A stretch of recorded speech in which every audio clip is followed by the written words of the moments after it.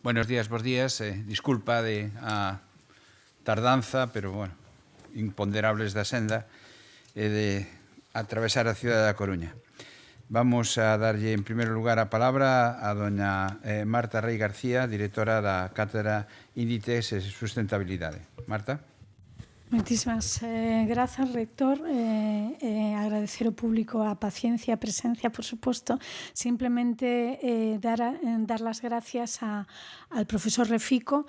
Esta cátedra es fruto de una hibridación entre la empresa y la universidad, de manera que es un auténtico lujo tener a uno de los máximos expertos mundiales desde la academia en estructuras de gobierno y de gobernanza híbridas. Muchísimas gracias.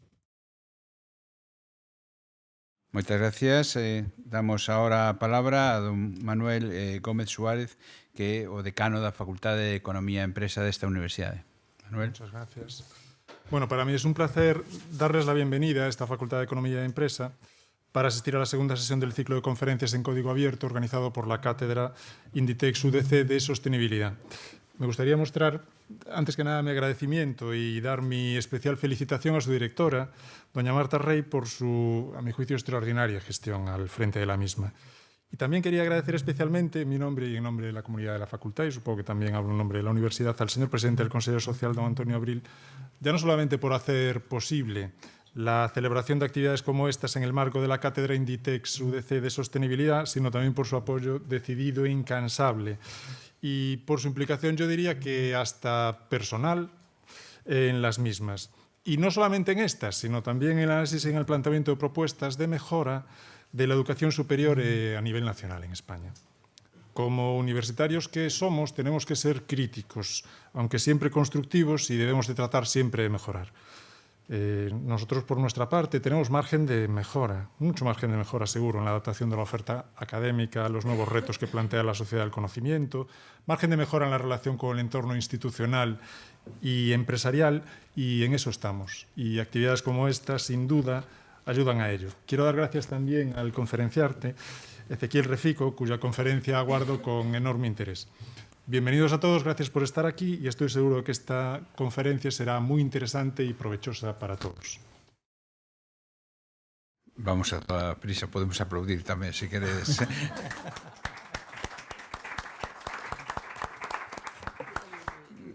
Moitas gracias, señor decano. Damos ahora a palabra a María Jesús Movilla Fernández, que é vicerrectora do Campus de Ferrol de Responsabilidade Social e que se estrena este ano con esas responsabilidades en esta cátedra. Buenos días, benvidos e benvidas. Como moi ben apuntou o reitor, me estreno, pero aquí xa é a segunda vez que veño. Entonces xa non estou de estreno, xa estou practicando.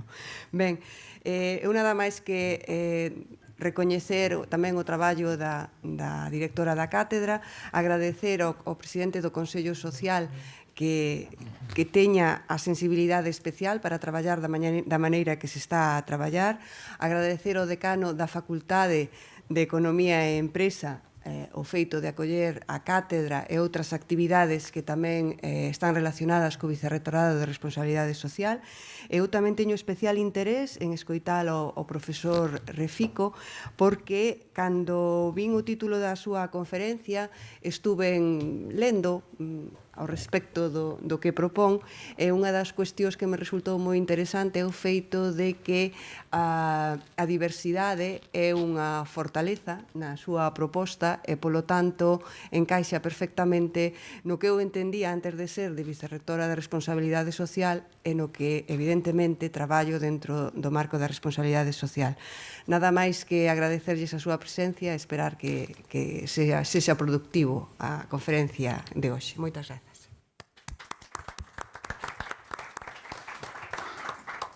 Moitas gracias, vicerrectora. Damos ahora a palabra a Antonio Abril Abadín, presidente do Consello Social da Universidade da Coruña. Antonio. Muchísimas gracias, rector. Muchas gracias, Marta, vicerrectora, decano, por tus palabras. Mi implicación personal toda, absolutamente toda. Afortunadamente, también como representante de la empresa, muchísima, ¿no? Porque cuando uno hace lo que le gusta y en lo que cree, pues la esperanza que tiene uno es que se note. Muchísimas gracias por tus palabras. Muchísimas gracias a todos por estar hoy aquí. Ezequiel Refico es un auténtico lujo, os va a encantar. Es profesor asociado en la EGADE Business School y miembro del Sistema Nacional de Investigación de México. Aquí también ponemos México y luego se queja de que parece que es mexicano, no, es argentino, es argentino. Su agenda de investigación se centra en la confluencia entre la estrategia empresarial y los desafíos sociales y ambientales. Luego os voy a comentar algo sobre esto.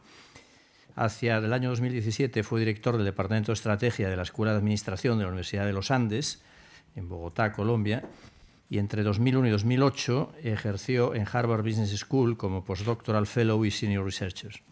Ha publicado como coautor y coeditor 2 libros con Harvard University Press y numerosos artículos en revistas científicas como el Journal of Business Ethics, el Business Society, Harvard Business Review, edición latinoamericana, y el Stanford Social Innovation Review, entre otras muchas.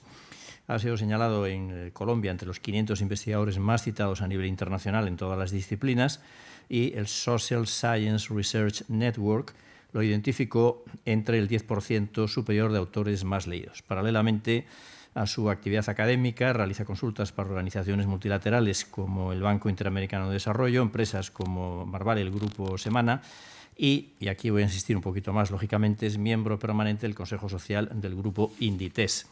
El Consejo Social del Grupo Inditex no tiene nada que ver con el Consejo Social de la Universidad, el nombre coincide, pero evidentemente es algo muy distinto. Es un organismo constituido por personas o instituciones relevantes del tercer sector que asesora externamente al Grupo Inditex sobre los temas de sostenibilidad, responsabilidad social, temas medioambientales, etcétera, etcétera. Ya desde hace muchos años el grupo pues tomó la decisión de vincular de manera externa y con mucha generosidad por su parte pues a personas relevantes del tercer sector y someterles esencialmente su política de lo que antes llamábamos responsabilidad social corporativa y ahora llamamos sostenibilidad, y también a los aspectos de compliance, y documentos concretos a través de los cuales pues, se hace el reporte de información no financiera de la empresa. Si recordáis los alumnos de la cátedra el otro día cuando tuvimos nuestra clase, pues hablábamos de un informe obligatorio que tienen que hacer ahora las empresas, que es el EINF, el Estado de Información No Financiera,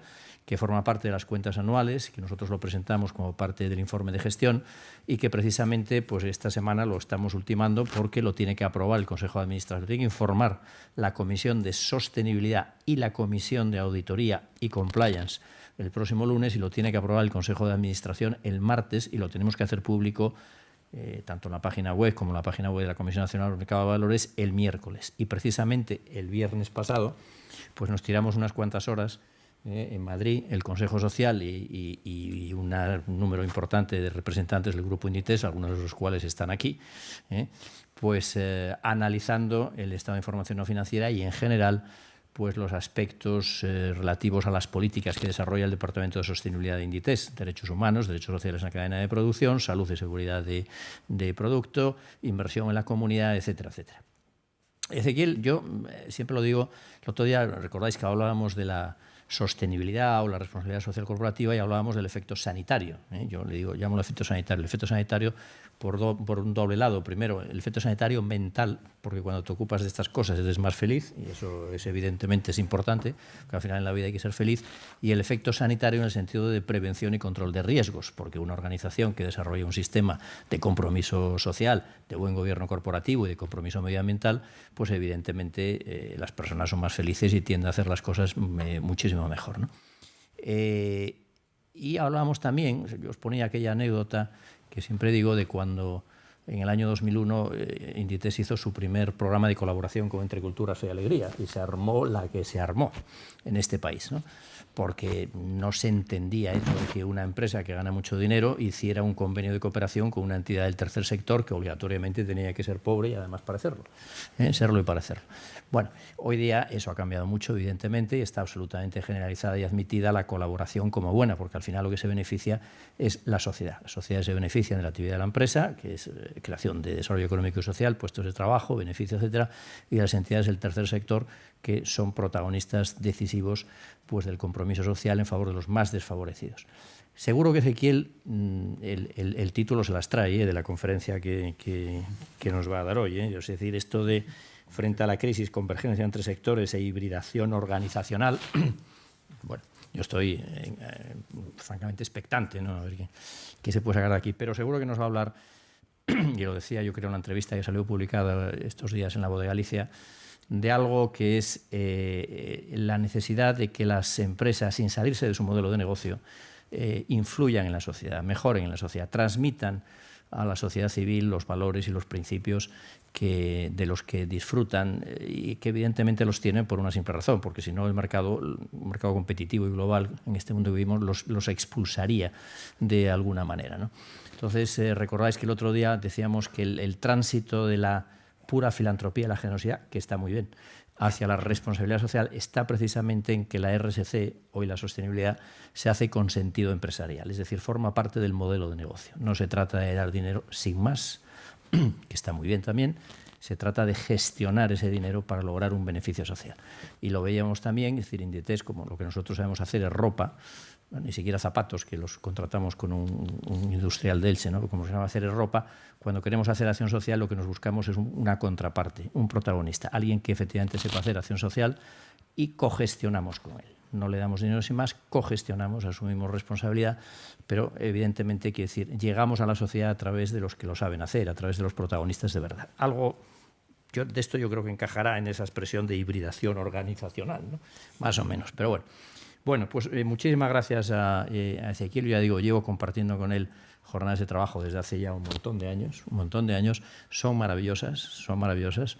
Es como tomar omeprazol en vena, te deja absolutamente fantástico, ¿no? Es decir, dices, la vida es bella y merece la pena vivirla de verdad. Muchísimas gracias, y rector, cuando quieras.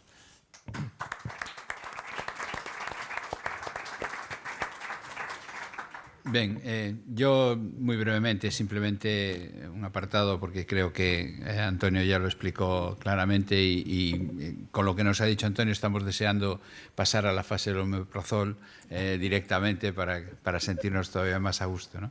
Yo simplemente agradecer, decía el decano que la implicación se suponía, la implicación de Antonio está claramente demostrada tanto desde el punto de vista institucional como desde el punto de vista personal, con la responsabilidad social, con la cátedra Inditex y sobre todo con la Universidad de La Coruña. Y yo de aquí, como ya he tenido oportunidad de hacerlo, agradecerle esa implicación personal con nuestra universidad y desde su puesto de presidente de los consejos sociales, de la presidencia de consejos sociales, también con el sistema universitario español, que creo que es muy importante que gente que está en el mundo empresarial también se preocupe por el desarrollo de la universidad y que esta necesaria comunicación, colaboración entre universidad y empresa cada vez se vea más afianzada. También quiero agradecer a la directora de la cátedra su trabajo ingente en la organización del curso, pero también todas las actividades que realiza en la cátedra. Marta, muchas gracias por tu trabajo desinteresado para, digamos, desarrollar todas estas actividades. Y, como no, también a la vicerrectora, que ha acogido con ganas y, iba a decir con responsabilidad, pero faltaría menos, ¿no? Con mucho interés estas actividades relacionadas con su área de gestión respecto a la responsabilidad social y también al decano, que nos presta su centro para que se puedan realizar estas actividades. Por lo tanto, desde la Universidad de La Coruña nos sentimos muy orgullosos de toda la gente que colabora en este tema. Y, como no, también agradecer a Ezequiel el que haya buscado un hueco en su agenda para venir aquí a explicarnos un poco en lo que trabaja. Yo luego esto de la hibridación entiendo otra cosa distinta, pero bueno, espero que me explique, porque además como responsable o gestor, esto de hibridar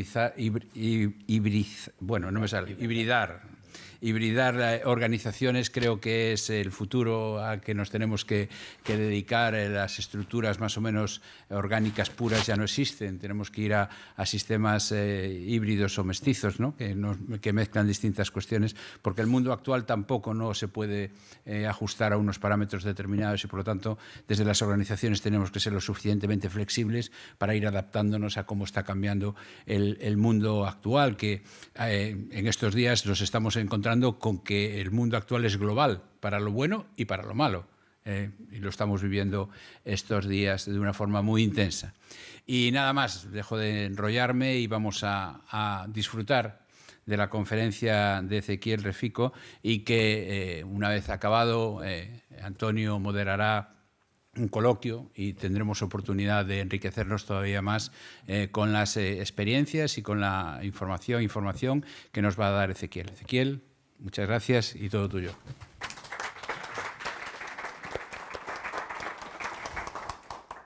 Señor rector, señor presidente del Consejo Social de la Universidad, señora vicerrectora del campus de Ferrol, señor decano, señora profesora Rey, directora de la cátedra Inditex, señoras, señores, gracias. Gracias por esta oportunidad que le dan a este profesor de compartir con una audiencia tan especial las ideas en las que he venido trabajando y que hacen al día a día de mi investigación.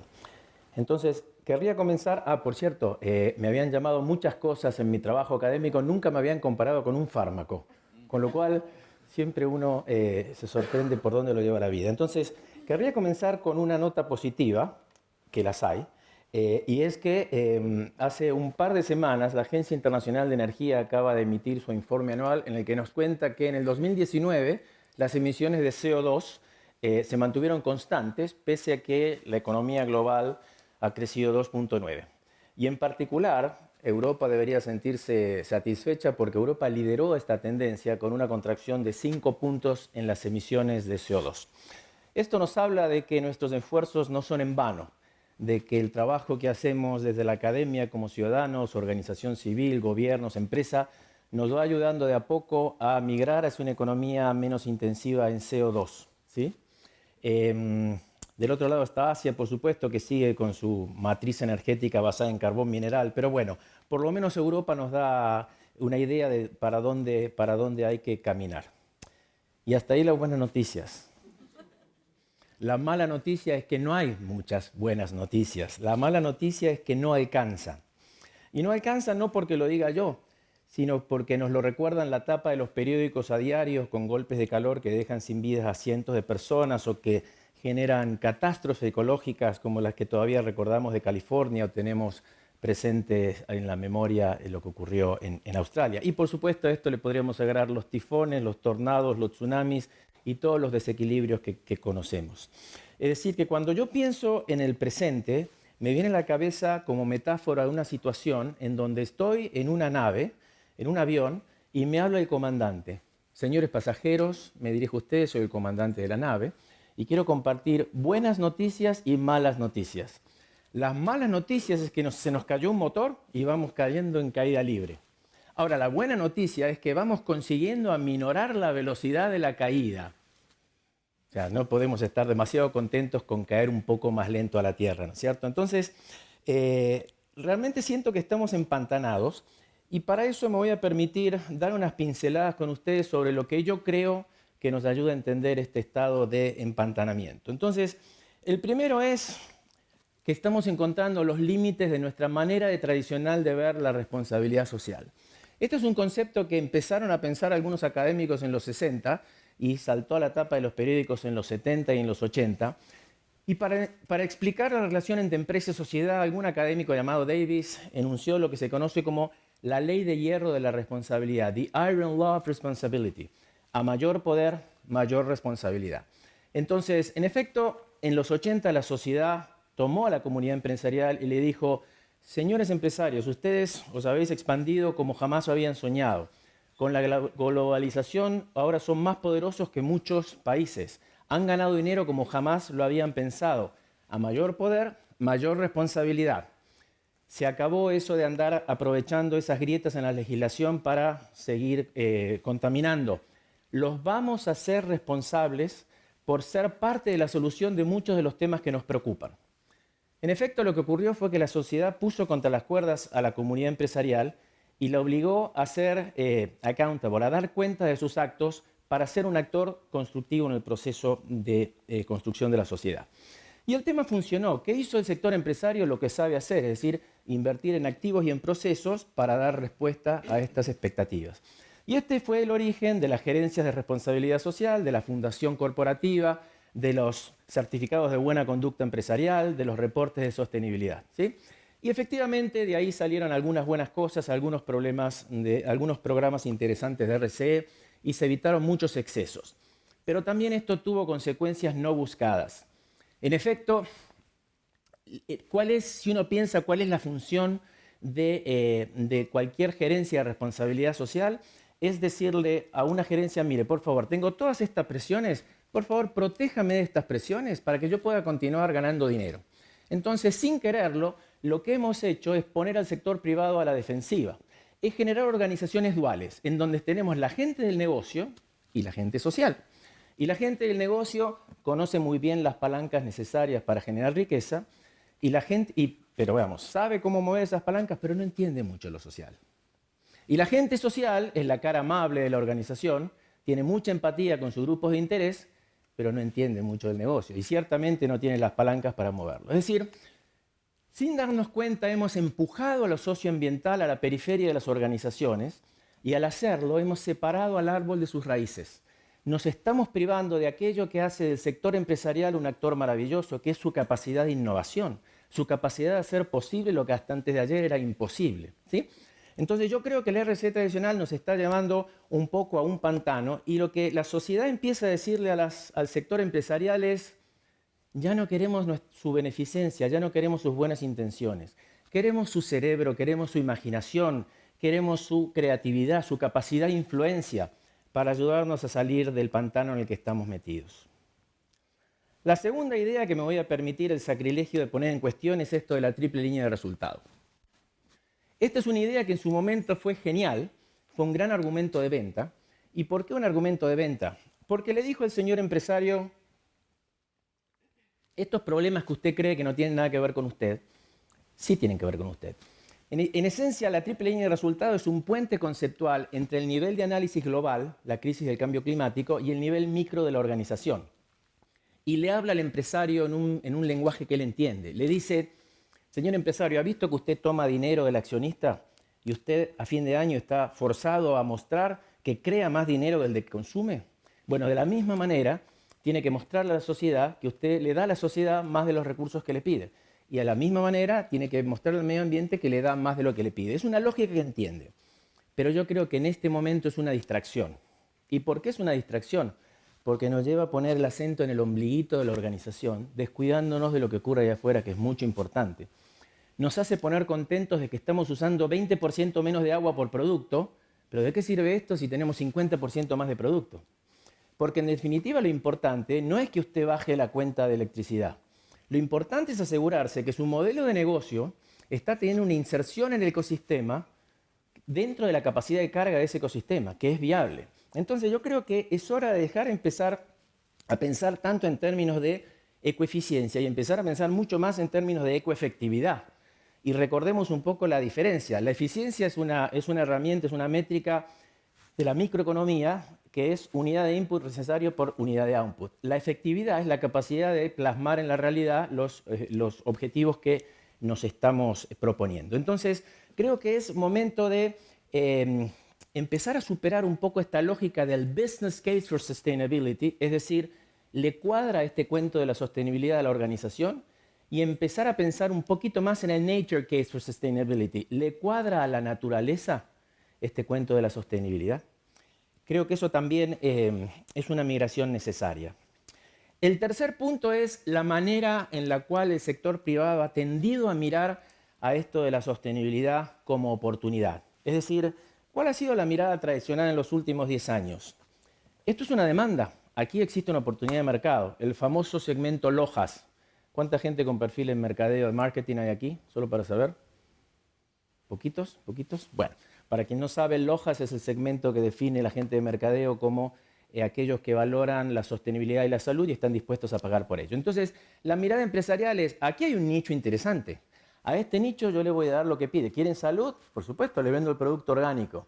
¿Cuál es el problema con esta lógica? Si yo soy una empresa de alimentos, digo, tengo este nicho y a este nicho le voy a poner unos márgenes interesantes y lo voy a exprimir como una naranja, ¿sí? Porque quien quiere comprar orgánico, ¿quién lo manda, no es cierto? Si tiene el producto normal, el que quiere orgánico, que pague. El problema es que si nos quedamos contentos con esa lógica, y le vendemos caro al 5% que está dispuesto a pagar orgánico, el 95% sigue siendo el problema. Y le seguimos vendiendo antibióticos y hormonas y grasas saturadas y sodio, etcétera, etcétera. Entonces, esta lógica llegó a su agotamiento. Es hora de que la sostenibilidad y la salud salgan del closet, for God's sake.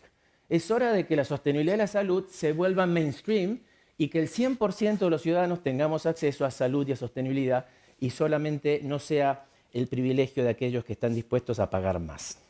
Entonces, de lo que le voy a hablar es de un tipo de organización que sí tiene mucho de hibridación, es un concepto que sí tomamos de la biología. De hecho, la biología está liderando muchos de estos temas que vamos a tocar hoy.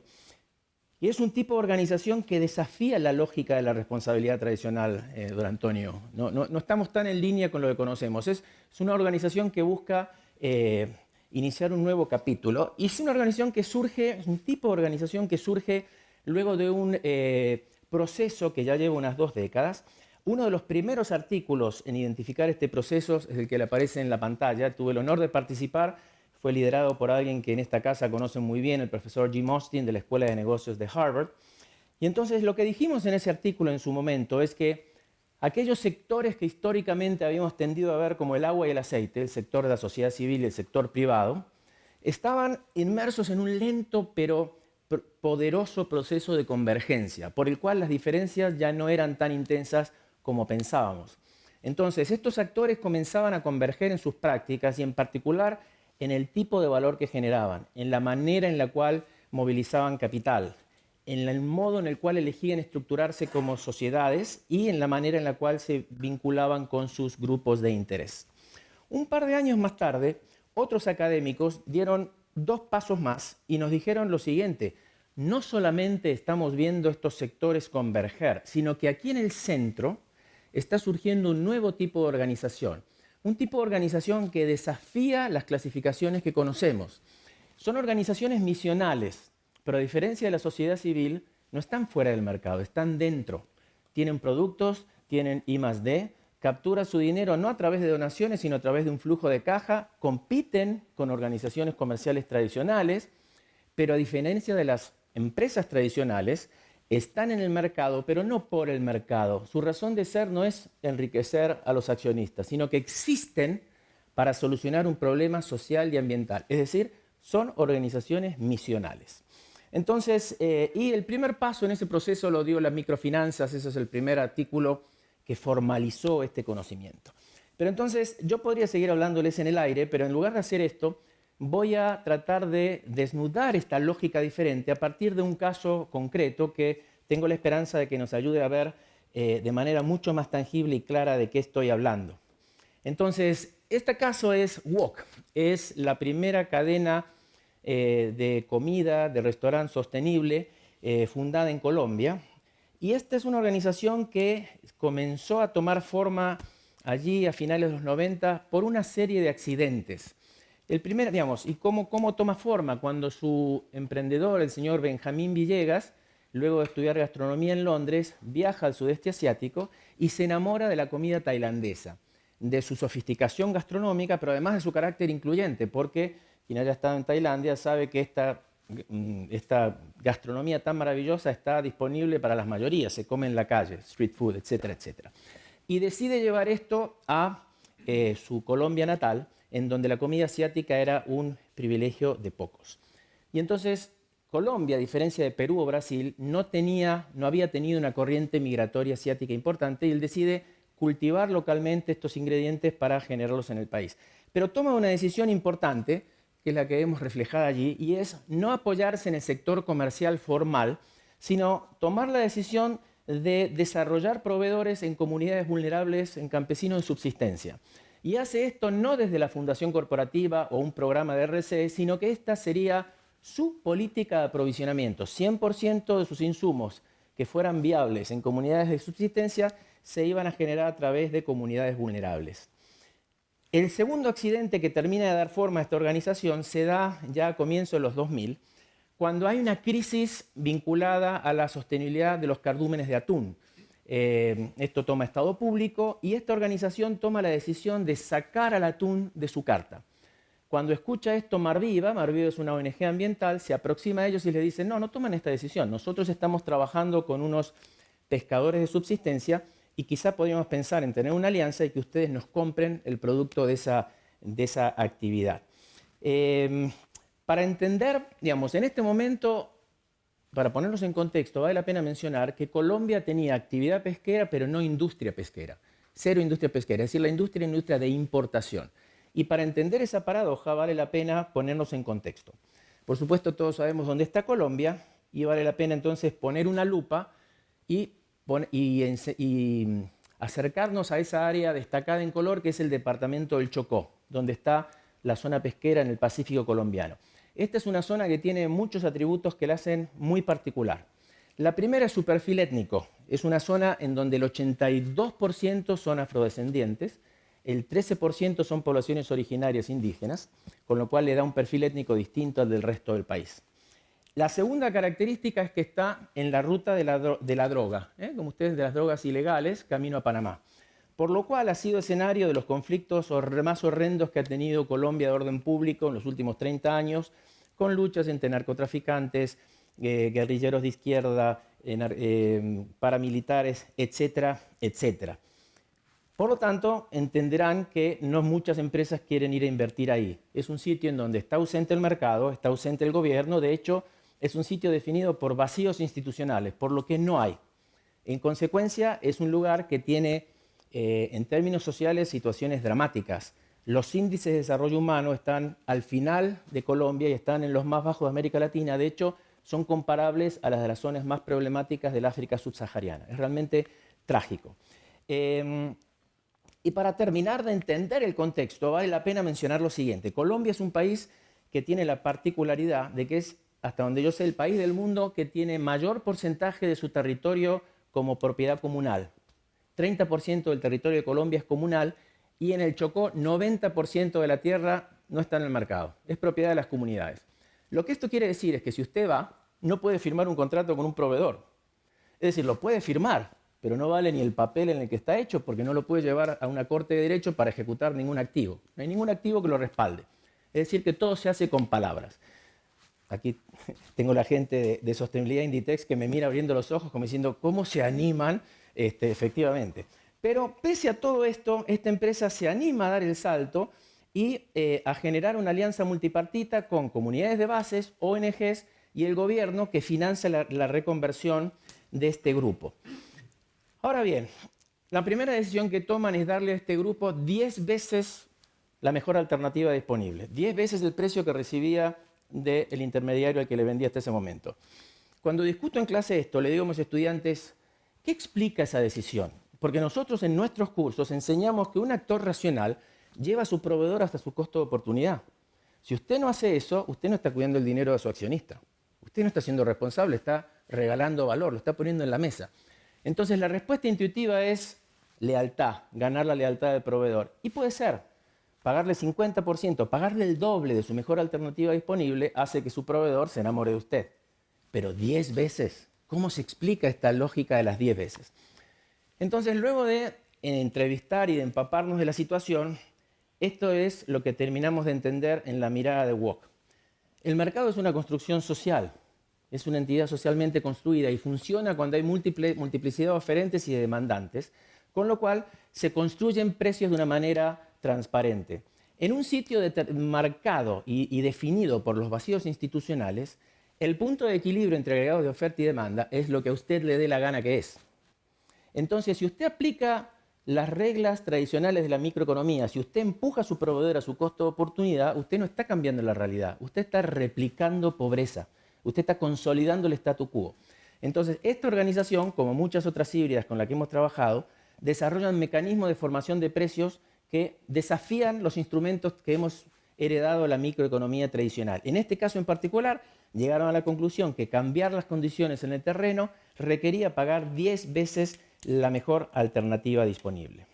Lo curioso es que pese a esta diferencia en precios, el pescado no empieza a fluir. Y entonces se encendieron todas las luces de alarma porque esta comunidad en Bahía Solano representaba el 60% del pescado que utiliza Wok en sus tareas. Wok manda a su gerente de aprovisionamiento y lo que se entera es que a esta gente le han mentido tantas veces de todos los colores ideológicos y de todos los sectores posibles que no le alcanza a confirmar ningún papel y requieren generar una química personal y una confiabilidad en ciertas personas. Una vez construida esta relación, empieza a operar esta coalición.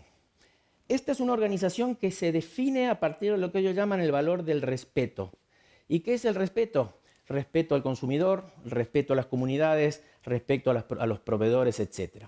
Y para ver esto y aterrizarlo un poco más, vale la pena ver cómo juega esto en el caso de los clientes. El respeto en el caso de los clientes comienza por decirles con la verdad qué es lo que está comiendo, de dónde viene, cómo fue capturado, en qué condiciones, etcétera, etcétera. Y para Wok esto es importante porque según cómo definen ellos su tarea, su negocio no solamente, no quieren ser elegidos por el pescado, sino por los valores que representan. Entonces apuntan a construir una comunidad de valores junto con sus clientes, ser elegidos también por eso. Ahora bien, esto no es fácil, la verdad a veces nos complica. Cuando Wok examinó su propia carta, a partir de los criterios de sostenibilidad, lo que encontró es que un tercio de los peces que estaban, los pescados que estaban ofreciendo, estaban siendo sobreexplotados. La decisión que tomaron fue recortar el 33% del menú de sushi. Recortar un tercio del menú de sushi. ¿Cómo piensan ustedes que puede haber tomado la base de clientes esta decisión? Pues no muy bien, no muy bien. Aquí nos dice el CEO, el consejero delegado, que él iba en persona por los locales explicándole a la gente, mire, hemos tomado esta decisión porque es la decisión responsable, esto es lo que hay que hacer, lo que corresponde hacer. ¿Cómo le respondía a la gente? Sí, sí, sí, muy lindo todo, pero yo quiero salmón. A mí no me venga con cuentos, yo quiero salmón. Difícil, difícil enfrentar una actitud así. Incluso nos dice la gerente administrativa que encontraba en algunos clientes una tendencia, una actitud de soberbia, en donde, mire, usted me dirá que esas son sus creencias, eso es lo que necesita el medio ambiente, pero yo pago. Y el que paga, manda, ¿sí? Entonces, más que señalar a una persona u otra, lo que eso nos lleva es a darnos cuenta que vivimos en una cultura complicada en donde el dinero pareciera ser el rey y la única lógica para explicar y para justificar acciones. Y también me llega a reflexionar a mí que no conozco muchas organizaciones que tengan la valentía de pararse frente a lo que el cliente le pide y decir, usted me quiere pagar, pero yo no se lo voy a dar, ¿sí? Realmente hace falta, como yo diría, mucha valentía. Entonces confrontamos al CEO con esto. Le dijimos, ¿usted es consciente de que corrió riesgos serios al salir frontalmente en contra de la demanda? Y eso es lo que nos dijo. Una persona de marketing diría, ustedes están locos, porque al tomar esta decisión, ciertamente están perdiendo ventas. Y a nosotros no nos gusta perder ventas, porque vivimos de eso. Pero llegamos a la conclusión que las ventas no podían ser la única racionalidad y que si queríamos ser consistentes con aquello que venimos pregonando, teníamos que estar dispuestos a pagar ese precio. Entonces, en cierta forma, valentía, ¿no? Y ese mismo valor aparece en lo que es su política de precios. Quiero que miremos por un instante esta gráfica. A ver, ¿qué nos muestra esta gráfica? Pues nos muestra dos cosas. La primera es, la gráfica por supuesto está comparando una cadena de productos Wok contra sus competidores más inmediatos. Entonces, la primera cosa que nos muestra es que el mercado tiende a percibir la oferta de producto de Wok como de mejor calidad. La segunda es que, paradójicamente, pese a que el mercado la percibe de mejor calidad, los precios están por debajo. ¿Cuánto por debajo? Un ejercicio simple que se puede hacer es sumar los productos de esta canasta y luego de tener el promedio de los productos de la competencia, compararlos contra los de Wok. Y entonces eso nos da que en promedio Wok está 24% por debajo de la competencia. ¿Podría Wok cobrar 24% más? Por supuesto que podría. ¿Cómo lo sé? Porque los locales de la competencia están llenos de gente. Es más, podría cobrar más, porque el mercado lo asocia con mayor calidad y por lo general todos sabemos que la disponibilidad a pagar está asociada con calidad, ¿no es cierto? Vale. Entonces, confrontamos al CEO y le dijimos, pero ¿cómo se explica esto? Esto va en contra de lo que enseñamos en el aula. Y lo que nos dijo aparece en la pantalla. Nos dijo, nosotros fijamos nuestro punto de precio, tenemos un piso de costo y a eso le sumamos un margen razonable. Porque la competencia cobre más, nosotros no vamos a seguir lo que hace la competencia. Esto es una cuestión de respeto por el consumidor. En mis cursos les pregunto a mis estudiantes, ¿a quién le gusta esta política de respeto? Todos levantan la mano. Mía, mía, mía, mía. Pero luego hacemos otro ejercicio, que es mirar las ventas anuales. Este año WOC vendió 16 millones de dólares. Y el ejercicio es obvio. Si deja voluntariamente 24% en la mesa, ¿de cuánta platita estamos hablando? 4 milloncitos verdes. Año contra año, contra año, contra año. Y no lo hacen por accidente. Lo hacen por convicción, por lo que ellos creen que es valores que vale la pena defender. Estos mismos valores se ponen en juego en lo que fue su política de expansión. En Colombia históricamente fue un país de dos mercados importantes, Bogotá y Medellín. Pero en los últimos 20 años la economía tuvo una expansión muy fuerte de la mano de la bonanza petrolera y mineral. A partir de esta bonanza económica empezaron a surgir mercados intermedios, Barranquilla, Bucaramanga, etcétera, etcétera. Y a partir de este hecho, todas las cadenas empezaron una carrera por llegar, porque quien llega primero tiene ventajas de precursor. Quien pega primero, pega dos veces. Y ahí se generó la polémica en WOC de qué hacemos. Nos tenemos que expandir, no nos podemos quedar cruzados de brazos. La competencia está llegando. El problema es que esta política que mencioné antes, de el 100% de su política de compra, basarla en comunidades vulnerables, toma tiempo. Hay que generar empatía personal, relaciones personales, etc. Le toma un mínimo de 3 años a WOC desarrollar una comunidad para que se convierta en proveedor de pescados. ¿Cuál fue la decisión? Pues acá nos la pone con sus propias palabras el CEO.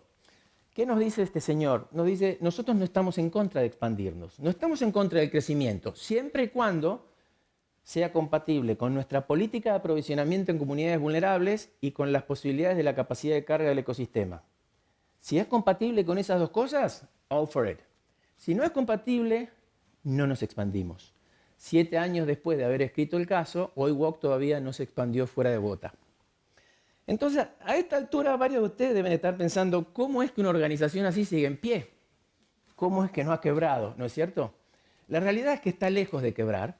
Yo no puedo compartirles las métricas financieras, no me lo autorizan, pero les puedo dar un par de datos, y es que con esta migración hacia el modelo de pesca artesanal y sostenible, el costo del kilo bajó a un décimo, o sea, 9 décimos. Y además, agregándole costos asociados al nuevo modelo, el margen de contribución bruto de cada unidad de sushi se duplicó. Estaba en 35% y está en casi 70%. Es decir, que está lejos de quebrar. Entonces, vamos a ver si podemos dar un paso atrás y tratar de entender esta lógica de las híbridas de una manera un poco más integral. Entonces, esta es una organización que puede ser entendida como un puente entre proveedores, clientes y accionistas, e incluso el medio ambiente. Entonces, miremos de a una. Vamos a ver, al proveedor le da 10 veces su mejor alternativa disponible, al cliente le ofrece bienes de mejor calidad a un cuarto por debajo del precio, y al accionista le duplica la tasa de contribución de su producto estrella. Incluso al medio ambiente le genera valor en modos que el resto de la industria no hace. Leemos todos los días en los diarios sobre intentos similares. O sea, los gobiernos le ponen precios mínimos a los proveedores, le ponen precios máximos a los clientes, pero por lo general todo lo que leemos son esfuerzos en la derecha del triángulo que terminan perjudicando a la izquierda, ¿no es cierto? Todo lo que ocurre aquí perjudica aquí. Hay una suma cero entre los esfuerzos tradicionales que conocemos en la derecha y lo que ocurre con el accionista. Sin embargo, esta gente no. ¿Cómo es que caminan sobre el agua? ¿Cómo es que 2 más 2 le da 6? Porque a mí me da 4, ¿no es cierto? Bueno, entonces la respuesta, como suele pasar con todos los casos en donde hay algo que es mucho más barato, más fácil, mejor, con menos fricción que lo que era hace un año, pasa por la innovación. Esta es una organización que a través de una gran coalición público-privada de organizaciones de base, sociales, gubernamentales y empresa privada, consigue ir a donde el resto del mundo veía mosquitos, barro y riesgo, y nada más. Y al estabilizar ese entorno a través de esta coalición, consigue movilizar enorme valor de debajo del barro. Y esto, si ustedes piensan, no es en esencia distinto a lo que ocurre a finales del 19 en los Estados Unidos con la Standard Oil, cuando el señor Rockefeller se dio cuenta que ese líquido oscuro y viscoso que él tiraba para poder producir querosene y iluminar las ciudades, ese líquido podía ser la base de un negocio 10 veces más grande que el que tenía en ese momento. Pero en ese momento él también movilizó enorme valor de debajo del suelo, y luego de hacerlo, prendió la aspiradora capturó la mayor cantidad de valor que pudo y al hacerlo se convirtió en la fortuna más grande del mundo. Aquí también vemos algo similar, en donde vemos una enorme movilización de valor, pero a diferencia de prender la aspiradora, esta organización prende el ventilador. Entonces, Wok tiene muy claro que a esta gente hay que tenerla contenta. Si usted no tiene contenta a esa gente, todo el tinglado se cae, ¿sí? Pero una vez que tenemos contento al accionista, lo que hacemos es distribuir. Y eso nos lleva a la primera característica que define a las organizaciones híbridas, que es satisficar. Las híbridas maximizan creación de valor, pero a diferencia de las comerciales, no maximizan captura. Satisfizan, que es un neologismo que no inventé yo, está inventado desde los 60, que es maximizar hasta un punto satisfactorio, hasta un punto razonable. Y luego el resto lo distribuimos. Capturamos valor solamente para poder funcionar, hasta el punto en el cual hace viable la operación y el resto lo redistribuimos. El segundo punto que define la dinámica de una híbrida es la relación que tienen con la demanda.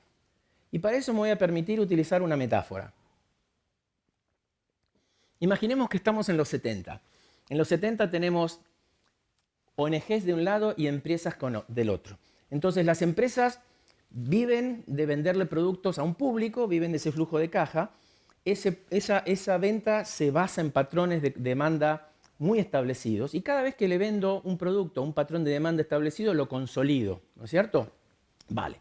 Del otro lado tenemos ONGs que critican ese orden porque ese orden es insostenible, le pide al planeta lo que el planeta no puede dar. Entonces se paran en un banquito y desde la superioridad moral critican. Ustedes no se dan cuenta que vendiendo CFC en aerosoles están generando un problema con la capa de ozono, etcétera, etcétera. ¿Vale? No se preocupan por cómo reacciona el público porque viven de donantes. Muy bien. Ahora fast forward, nos paramos en el siglo XXI y tenemos una organización que está en el medio. Igual que las ONG, está preocupado porque la práctica comercial es insostenible y quiere cambiar las cosas igual que una ONG. Pero a diferencia de la ONG, no vive de un donante, vive de un cliente. Y ahí tiene un desafío, porque si me pongo a sermonear a un cliente, el cliente se para y se va. Porque cuando uno entra a un restaurante no quiere que le den un sermón, sino quiere disfrutar una comida. Y está lleno de restaurantes aquí al ladito que me van a dar el mismo pescado que usted.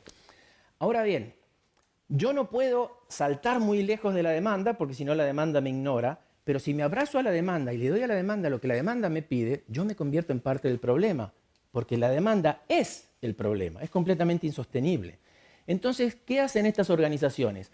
Conectan con una parte de la demanda, le toman la mano al consumidor y los van llevando de la mano hacia patrones de consumo más sostenibles.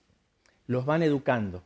No pueden limitarse, no pueden ignorar la demanda, pero tampoco pueden servir la demanda, sino que tienen que liderarla hacia un plano diferente. Y esto nos lleva a reflexionar sobre un tema que me parece que es crucial. Todos hemos escuchado muchas veces esta idea de que you can do well by doing good. Si usted toma la decisión correcta, el mercado lo va a premiar. Esto es un impulso muy noble. El único problema es que no es cierto. Es un cuento. En la mayoría de las situaciones es un cuento. ¿Cómo lo sé? Porque si hubiera tanta demanda de sostenibilidad, habría mucho más oferta. El motivo por el cual no hay oferta de sostenibilidad es justamente porque no hay demanda. Pero entonces el tema es qué hace usted frente a esa realidad. Usted puede decir, mire, yo lo intenté, pero el problema es que solamente el 5% de mi mercado quiere salud y sostenibilidad. Entonces, a ese 5% le vendo salud y el resto que me siga comprando antibióticos, hormonas y lo que ya sabemos. O puede agarrar y comprometerse con el cambio, puede tomar ese consumidor de la mano y crear su propia demanda. Usted puede convertirse en un líder que catalice un cambio hacia un orden diferente. Y eso es justamente lo que hacen las híbridas. No pueden ignorar la demanda, ni pueden limitarse a seguir a la demanda. Lideran un cambio hacia patrones de demanda que hoy no existen, pero que ellos van construyendo en diálogo con una comunidad informada que se asocia con ellos para terminar de traccionar una lógica más importante a nivel social. Entonces, en síntesis, ahora sí les puedo mostrar lo que nos dice la biblioteca. En particular, este es un artículo que me gusta porque este señor está de acuerdo conmigo en que las híbridas son el próximo capítulo de la sostenibilidad. Entonces, ¿qué define este modelo híbrido? En primer lugar, una misión enraizada en la dimensión socioambiental. No están en el mercado para ganar dinero, están para cambiar un tema socioambiental y el dinero es un medio para ese fin. Tienen un fin esencialmente diferente, un fin misional que las pone más cerca de las ONG que de las empresas que conocemos. Además tienen un horizonte temporal más largo. Nos toma 3 años desarrollar un proveedor, no hay problema, nos tomamos el 3 años. Están menos prisioneras de las presiones cortoplacistas. Suelen tener un liderazgo muy comprometido, muy positivo en términos de lo que es posible y muy comprometido con generar, hacer realidad esa visión. Y por supuesto, ejercicios ganar con todos sus grupos de interés. Pero lo que más me interesa es que miremos esta otra transparencia, en donde vemos que estas son organizaciones que se animan a desafiar muchas de las verdades que tenemos en el altar del management, como por ejemplo la necesidad del crecimiento perpetuo. ¿Sí? ¿Cuántos gerentes pueden decir, no, pues no crecemos? Y seguir en el trabajo al año siguiente, porque decirlo es fácil, pero digamos, no hay muchas organizaciones que se permitan ese tipo de lógica. Internalizan los problemas de la sociedad y del medio ambiente. El Chocó tiene un problema serio, no es de ellos, es nuestro. ¿Cómo hacemos para generar una solución a esta gente que vive en condiciones prehistóricas? ¿Cómo? Es nuestro problema, no podemos ser indiferentes. La naturaleza no es solamente un repositorio de recursos que vamos a ir a explotar, y sobre todo, el 11º mandamiento del Nuevo Testamento, que es maximizará siempre y bajo cualquier circunstancia la captura de lucro financiero. Son organizaciones que dicen, sí, podría ganar más, pero eso es no free lunch, eso tiene consecuencias y están dispuestas a vivir con las consecuencias. Entonces, muchos de ustedes podrán estar diciendo legítimamente, pero ¿dónde están esas organizaciones? Porque esas no son las que yo veo, no son las empresas que yo veo, no. Eso ocurre en algún país pequeño de América, donde este profesor ha encontrado por ahí, pero no son las empresas de verdad que mueven este mundo.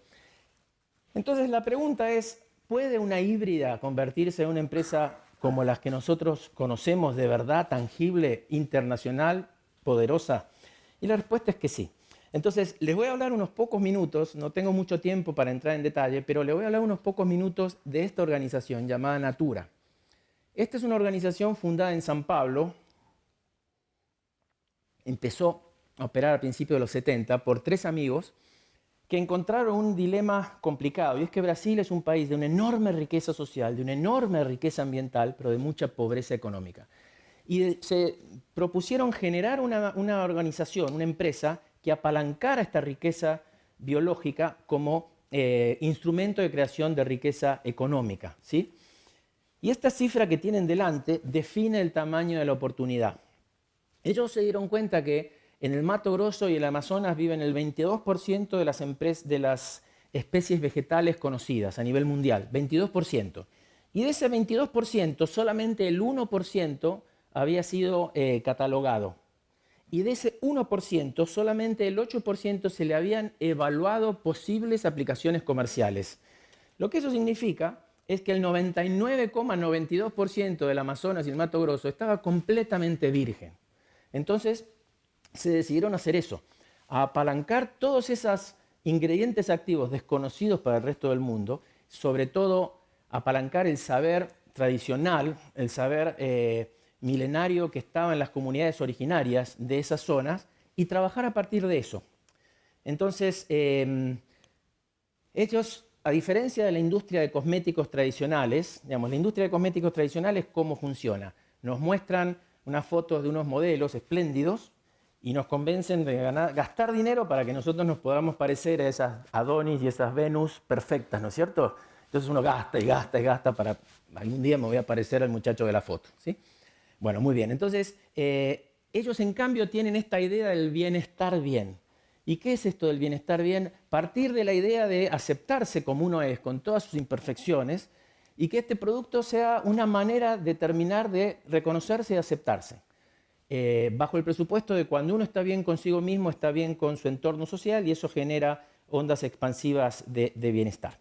Entonces, su línea principal es la línea ECOS, que replica fielmente lo que les conté, se hace en alianza con comunidades originarias a partir del saber ancestral, tratando de maximizar el valor que queda en esas comunidades.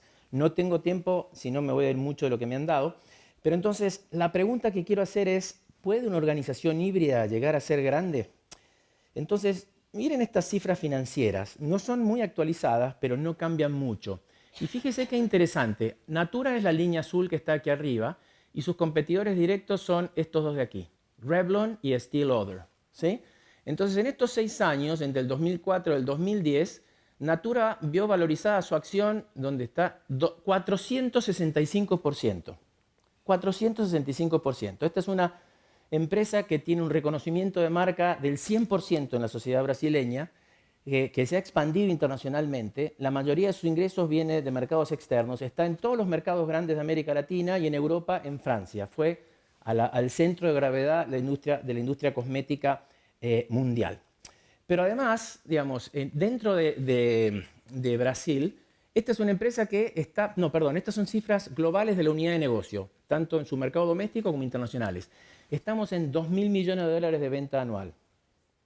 No es una empresita, es una empresa importante y según la prensa especializada la define como sostenibilidad profunda a escala. Cuando usted tiene este compromiso con la sostenibilidad y este volumen, cuando la empresa crece, no crece el problema, crece la solución, ¿sí? Además de la unidad de negocio propiamente, se ha convertido en un corporativo multinegocio que nos cuenta una historia de éxito bien interesante. En el 2012 adquirió una posición minoritaria en Aesop, que es una Natura australiana, es una empresa completamente comprometida con estos valores de la sostenibilidad, que lleva la sostenibilidad a cada una de sus decisiones operativas, que decide en base a la triple línea, etcétera, etcétera. En el 2016 adquirió el control total, 100% de Aesop. En el 2017, Natura adquirió nada menos que a la mítica Body Shop, la marca activista por naturaleza fundada por Anita Roddick, que había estado bajo el paraguas de L'Oréal y según cuentan los propios empleados off the record, fue como si le hubieran sacado una camisa de fuerza al salir de L'Oréal y pasar a Natura. Pero el gran golpe de efecto, el gran golpe de timón, se da el año pasado porque, por cierto, con The Body Shop accedió a 3.000 puntos de venta en 66 países, le dio una presencia global que no tenía, terminó de acentuar su presencia internacional. Y con Avon eso adquiere realmente otra dimensión, porque Avon es un gigante que factura $10.000 millones al año y tiene exposición frente a 200 millones de consumidores. Tiene 6,5 millones de vendedoras directas, más las 2 millones y algo que tiene Natura. En este momento Natura tiene una fuerza de venta de 8 millones de personas. ¿Puede ser grande una híbrida? Sí, puede ser grande. Entonces voy a tomarme unos minutos, en lo poco que me queda de presentación, para hablar de una subcategoría de híbridas que nos desafía todavía más en nuestra lógica tradicional. Se llaman las empresas regenerativas y son empresas que nos dicen que la lógica de la preservación ya no tiene mucho sentido, porque ya no queda mucho que preservar. Son empresas que nos desafían a ir más allá de esta lógica de la ecoeficiencia, de esta lógica que pone la mirada en el ombligo y que ve la relación entre la organización y el entorno como algo diferente. Pensemos cómo piensa la empresa típica su relación con el entorno. ¿Qué es el entorno? El entorno es una fuente de recursos a los que tengo que ir, controlar y explotar. El entorno es una limitación que tengo que gestionar y para eso tengo la Fundación de Responsabilidad Social. O el entorno es un problema, vaya y soluciónemelo. Pero es algo diferente, que en todo caso siempre está en la línea menos del P&L, ¿no es cierto?, de la cuenta de resultados. Estas organizaciones nos llevan a pensar en, mire, en realidad usted deje de pensar en esta lógica lineal en donde alguien le da insumos y usted le vende productos a alguien y empiece a pensar en términos sistémicos. En realidad, su organización es una pequeña pieza dentro de un sistema que le excede, que es mucho más grande que usted. Y nos lleva a superar miradas tradicionales que pueden ser polares. Imaginemos un bosque. Aquí tenemos el bosque. Dentro de la lógica tradicional tenemos un lado la mirada de la preservación que nos dice este bosque es una joya ambiental, no lo podemos tocar, hay que protegerlo, lo vamos a cerrar. Es más, lo vamos a comprar para que no entre nadie porque este bosque tiene una serie de valores ecológicos, etcétera, etcétera. Muy bien. Del otro lado tenemos la lógica económica que dice no, pero ¿cómo van a encerrar el bosque? Y esta gente vive del bosque. Entonces, ¿qué es lo que pasa? Déjennos entrar, en 5 años nos cepillamos el bosque y no quedó ni un arbolito en pie, ¿no es cierto? Entonces, esta lógica nos lleva a pensar en una mirada que haga compatible todas estas necesidades que son legítimas. Y en realidad, si uno piensa, no estamos hablando de nada que sea rocket science. Lo que nos dice es, desafiemos esta mirada que concibe la organización como algo diferente del entorno, como si fuera un paquete caído desde arriba, distinto al entorno. Una organización hecha a imagen y semejanza de una entidad superior con el mandato de controlar al entorno, dominarlo y ponerlo en función de los propios fines. Y en cambio de eso nos hace pensar que la organización es parte del entorno. Entonces, pensemos por un momento, ¿qué es una empresa? ¿Qué es, por ejemplo, una planta procesadora de pescado sin la aldea de pescadores? Es un edificio vacío. ¿Qué es un aserradero sin un bosque? Es un edificio vacío. Entonces, lo que esta gente nos viene a decir es que el sistema económico no es algo diferente, sino que es un subsistema del sistema social en el que se inserta. Y a su vez el sistema social es un subsistema del sistema ecológico en el cual se inserta. Y ninguno es viable sin el otro. Entonces, la implicancia práctica es que cuando viene este joven emprendedor, la idea es que en lugar de que este muchacho imagine su modelo de negocio y luego lo inserte en un entorno y se fije a ver cómo puede torcer el entorno, porque mira, aquí la planta que usted quiere cultivar tarda 5 años. Vamos a ver qué podemos hacer, qué químico le podemos meter para que en lugar de 5 sean 2. Porque mi modelo de negocio cierra si el ciclo es de 2.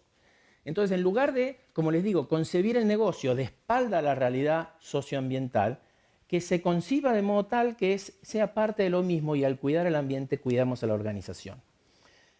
Entonces, algunos de ustedes me pueden... algunos pueden estar diciendo, bueno, muy lindo todo, pero eso cómo se cocina y cómo se come, ¿no es cierto? Y ahora les voy a dar un ejemplo para que vean que no es solamente un profesor delirante quien les está hablando.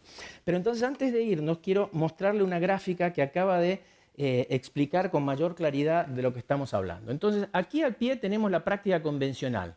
Es decir, una práctica absolutamente insostenible, un modelo de desarrollo que le pide al planeta 2 veces lo que el planeta puede dar. Completamente insostenible. Un pasito más arriba tenemos la ecoeficiencia. Bueno, estamos contentos porque usamos 20% menos de agua que el año pasado. Bien, muy bien.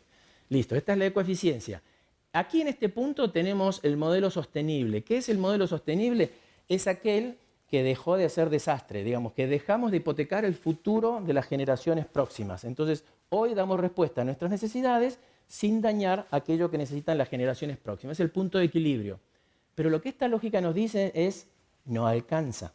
¿Por qué no alcanza? Porque ya el daño es demasiado grande. Entonces, necesitamos avanzar hacia modelos de negocios restaurativos, que cierren heridas, que nos permitan cerrar las heridas de lo hecho. Tenemos como mínimo 100 añitos de cargarnos el medio ambiente. Entonces, restaurativas. Y es más, y si uno continúa en esta lógica, debería apuntar a la regeneración. Regeneración es volver a nacer, es decir, modelos de negocio que faciliten nuevos nacimientos en comunidades y en ecosistemas.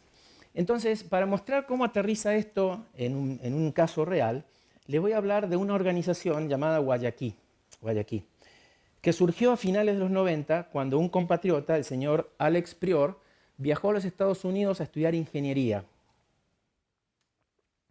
al Instituto Politécnico de California State University. Entonces, como buen compatriota, esta persona no hacía más que tomar mate, iba a todas partes con su mate debajo del brazo y la bombilla, y en esto trabó amistad con un señor llamado David Carr. Y introdujo al señor Carr en la práctica del mate.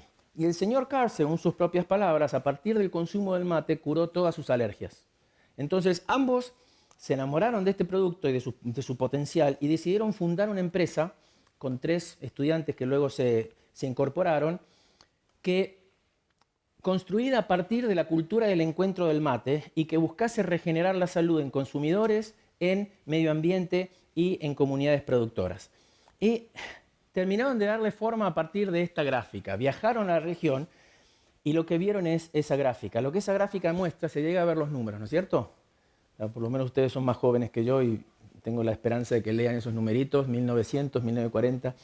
Lo que esos números nos indican es que a lo largo del siglo XX la agroindustria se cepilló el 93% de la mata atlántica, del bosque atlántico. Esa es la frontera entre Paraguay, Argentina y Brasil. Queda solamente en pie el 7%. Es decir, ¿qué hay para preservar? El 93% ya gone. Interesantemente, este proceso no se hizo generando masiva riqueza para todos sus agricultores. Esa zona sigue siendo muy pobre. Entonces, hemos destruido el bosque atlántico hemos destruido estas comunidades que tienen sangrías de migración, van a las grandes ciudades y terminan siendo lumpen periurbano, digamos, lo único que hacen es replicar más pobreza. Entonces, bueno, decidieron hacer una empresa que en su primera versión exportaba mate crecido con principios de producción orgánica en asocio con comunidades, sobre todo comunidades originarias de Paraguay y luego en un segundo momento con pequeñas cooperativas en Argentina y Brasil, pero el foco estuvo muy en Paraguay. El nombre de Guayaquí es la primera comunidad original con la cual trabajaron y entonces comercializó a partir de comercio justo en los Estados Unidos. La primera versión no fue demasiado exitosa porque no podían generar consumos de hábito, intentaban desplazar al té y no tuvieron demasiado éxito. Pero en el 2003 deciden pivotear este concepto y posicionar a esto como una bebida gaseosa que compitiese contra las colas tradicionales. Intentan distintas versiones y en el 2007 le encuentran la vuelta al tema y el producto es esto que tienen en pantalla, es decir, una bebida saludable que desplaza a las colas tradicionales. Bien, entonces, una vez consolidado el modelo de negocio, ellos dicen que tienen un modelo de regeneración traccionado por el mercado, que busca justamente eso, digamos, generar vida en todo lo que toca. Y ahora vamos a dar algunos ejemplos concretos. Y esta es una organización que tiene una definición de éxito que un poco desafía lo que estamos acostumbrados a ver. Fíjense lo que es la misión que justifica su existencia. Queremos regenerar, darle nuevo nacimiento a 80.000 hectáreas de bosque atlántico y darle medios dignos de vida a 1.000 agricultores de subsistencia. Y además, esta misión, como les digo, esto no es la fundación, no es un programa de RCE, es lo que justifica, todo lo demás es un medio para esto, para darle vida a comunidades en decadencia y a un bosque a punto de desaparecer. Y todo esto de la mano de una nueva temporalidad. Ahora, en este año, en el 2020, se cumple el primer plazo que se dio a la organización y si bien sobrecumplieron la meta de creación de empleo, están en apenas 40% de lo que consiguieron restaurar 37.000 hectáreas de bosque atlántico. Y entonces entrevistamos a los emprendedores y le dijimos, sienten esto como un fracaso. Y lo que nos dicen es, pues no, estos son los tiempos de la comunidad y los tiempos de la naturaleza, y los tiempos de la naturaleza son nuestros tiempos. Entonces, si nos toma más, be it, no hay ningún problema con esto. Listo, entonces miremos un poco con lupa esto de la regeneración, porque como ven en esa cita, no es la cereza de la frutilla, sino que en su mirada esto tiene que estar en toda la cadena extendida. Entonces, efectivamente, esta es una organización que nació con una contribución de CO2 negativa desde el primer día. Es decir, negativa no solo en origen, en la plantación, lo cual es intuitivo, sino en todo lo que es transporte y distribución en los mercados de Estados Unidos. Negativa desde el primer día. Toda su flota de distribución son automóviles eléctricos, por ejemplo. Ha generado 66 millones de dólares en servicios ecosistémicos, pero también ha trabajado para reconstruir comunidades que se estaban destruyendo por la inmigración con fondos de inversión social para dar infraestructura, servicios sociales e incluso aguas abajo. Ellos también buscan regenerar las comunidades que colaboran con ellos en distribución, por ejemplo, priorizando la contratación de presidiarios, personas que salen de la cárcel para que tengan la oportunidad de regenerar sus vidas. Pero entonces, pensé que esto todavía no era lo suficientemente concreto y tangible. Entonces, quiero mostrarles un video de 2 minutos, apenas 2 minutos, en donde creo que vamos a poder ver de manera muy clara cómo es que este modelo de negocio permite un nuevo nacimiento a los bosques, a la mata atlántica que busca regenerar. Entonces, 2 minutos en boca de Alex Prior, el compatriota emprendedor que creó la organización. Ahí vamos. Y dijimos, frente a esta crisis planetaria, frente a esta enorme crisis, ¿dónde buscamos respuestas? Entonces fuimos a la naturaleza a buscar respuestas. Y ahí nos encontramos que la yerba mate es nativa al bosque atlántico interior, que ocurre naturalmente debajo del bosque de las especies nativas. Entonces dijimos, bueno, ¿por qué no producimos yerba mate bajo la sombra de las especies nativas? Y esto es una plantación de yerba mate convencional, bajo sol, sin ningún árbol, en el año 0.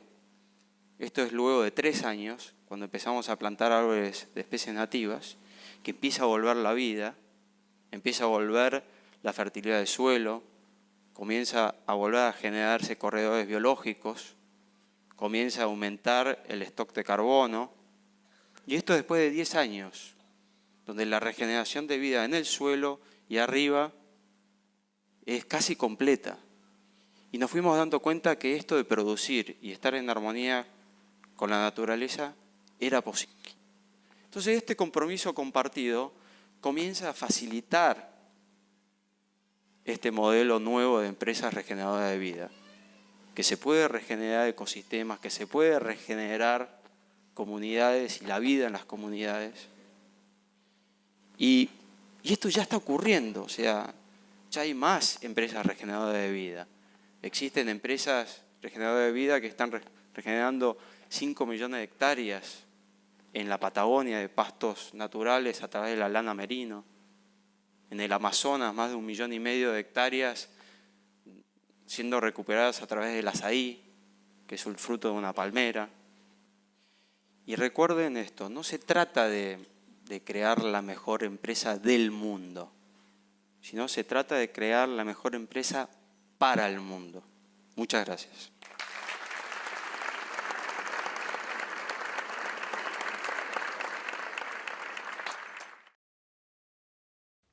A ver, ¿cómo le ha ido a esta organización? También, ¿cómo puede vivir una organización así? Bueno, no del todo mal. Como ven, a partir del 2007, que es cuando acaban de encontrar esta inserción de mercado, la tasa de crecimiento anual compuesta es de 30% al año. 30 tras 30, tras 30, tras 30. Teniendo en cuenta que esta es una organización que no privilegia el crecimiento. De hecho, ahí hay una anécdota interesante, es que en el 2005 contrataron, cuando empezaron a tratar de buscar una inserción que compitiese con las bebidas colas tradicionales, contrataron al VP de marketing que acababa de salir de Coca-Cola, pensando, nos va a ayudar. Y no duró ni un año, porque esta persona lo que quería era crecimiento y share y volumen, y dijeron, no, espere, esto es distinto. Fíjese la cadena, fíjese lo que son los tiempos de nuestras comunidades proveedoras, etcétera, acá, y tuvieron que dejarlo ir, ¿no? E incluso en los últimos años han tomado una decisión explícita de frenar el crecimiento porque no están seguros sobre la huella ambiental que está dejando la lata de aluminio en los océanos, porque eventualmente esto termina en los mares, entonces están replanteándose todo su modelo, porque si tuviera una huella negativa, pues esto sería contradictorio con el motivo que los llevó a crear la empresa en primer lugar. Entonces, digamos, esto que les conté estoy seguro que debe generar preguntas en muchos de ustedes, por lo menos las genera en mí, y es, digamos, algunas que se me ocurren es, entonces, ¿las empresas comerciales tradicionales van a desaparecer? ¿Todas las empresas van a ser híbridas? ¿En qué industrias van a haber híbridas? ¿En qué industrias no puede haberlas? ¿Cuál es la posibilidad de que una empresa tradicional, comercial, que se debe a sus accionistas pueda reinventarse a partir de esta lógica que estamos hablando? Y francamente no tengo las respuestas. O sea, lo que nosotros estamos haciendo es reconocer una realidad que está emergiendo frente a nuestros ojos, preguntarnos qué es esto y qué lo explica y eventualmente cómo se puede replicar, pero no hay ningún estudio, dado que esto es un tema emergente, es imposible generar predicciones. Todavía no hay una base cuantitativa que nos permita identificar tendencias. Entonces, si me hacen preguntas así, voy a tener que, no voy a poder responder con precisión. Pero en lo personal, yo soy optimista. ¿Y por qué soy optimista? Porque por las nuevas generaciones. O sea, yo ahí siempre les cuento a mis estudiantes, yo con mis amigos suelo estar medio paso delante de ellos en términos de conciencia ambiental. Con mis estudiantes y con mis hijos estoy 10 pasos detrás. O sea, a menudo me encuentro con mis hijos diciendo, pero papi, ¿pero a quién se le ocurre hacer tal cosa? Usted es un inconsciente. Entonces yo lo que veo es que las nuevas generaciones han perdido la paciencia, en cierto modo, y no solo me refiero a Greta, por supuesto Greta es un emergente, sino en cosas que yo veo en mi tamaño, en mi labor cotidiana día a día. Entonces, pues yo creo que la respuesta está en todos nosotros, en el tipo de empresas que empecemos a apoyar como consumidores, como emprendedores, en el lugar que nos toque trabajar. Y los dejo con esta reflexión que nos da el gran Nelson Mandela, que es, parece imposible hasta que alguien empiece a hacerlo. Entonces creo que este futuro es posible, de hecho lo estamos viendo frente a nuestros ojos, y la pregunta es si esto se va a hacer mainstream, si va a ocupar realmente el centro de la gravedad o si va a continuar siendo lo que es en este momento, que es un fenómeno emergente periférico. La respuesta está en ustedes. Muchas gracias.